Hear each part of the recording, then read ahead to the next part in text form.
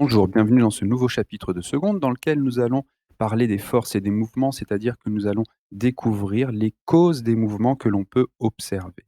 Donc, dans un premier temps, nous allons redécouvrir et définir ce qu'est une force. Pour cela, il faut partir de ce que l'on observe dans la vie réelle. Dans la vie, on observe des corps A qui agissent de manière mécanique sur des corps B, c'est-à-dire qu'ils exercent une influence sur leurs mouvements, par exemple en déviant, en accélérant ou en ralentissant les différents mouvements, en maintenant des objets au repos, c'est par exemple le cas d'un objet qui est posé sur une table, la table l'empêche de tomber, ou s'il y a déformation du corps. Par exemple, lorsqu'un joueur de tennis va frapper dans une balle, eh bien la balle sera son mouvement sera modifié, mais il y aura également une déformation de la balle.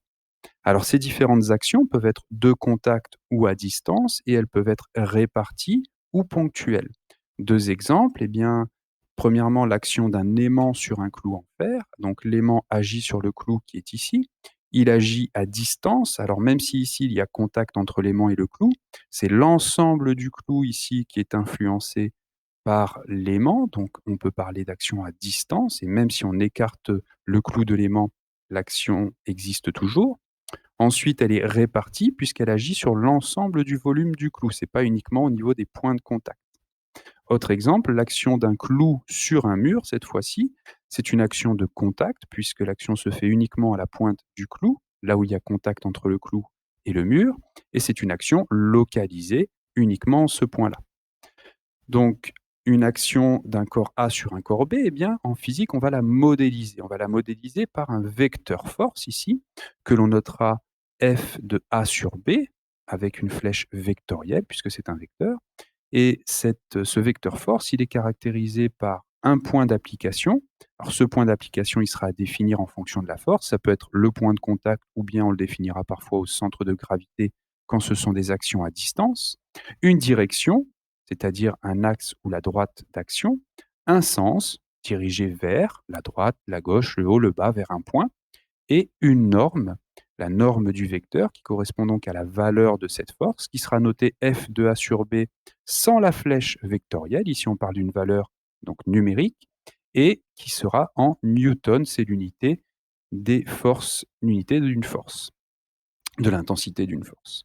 Pour la représentation, nous aurons besoin d'une échelle qui sera de 1 centimètre pour X newtons en fonction des valeurs obtenues. Alors les deux exemples qui sont donnés ici, l'action du clou sur le mur, eh bien, elle va être modélisée par la force F de C sur M, clou sur mur, qui sera donc localisée, point d'application au point C, qui va être dirigée verticalement, ça c'est la droite d'action, vers le bas, ça c'est le sens, et qui aura une certaine norme. Ensuite, vous avez en dessous l'action donc de l'aimant sur le clou, qui va avoir pour point d'application, eh bien, le centre de gravité du clou, puisque ça s'exerce sur l'ensemble du clou.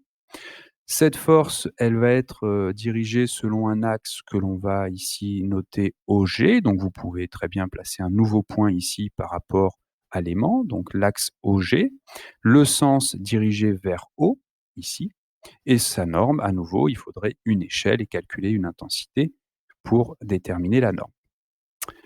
Voilà pour cette première partie, ce rappel sur les actions mécaniques et sur la façon de représenter, modéliser en physique ces différentes actions par des vecteurs force.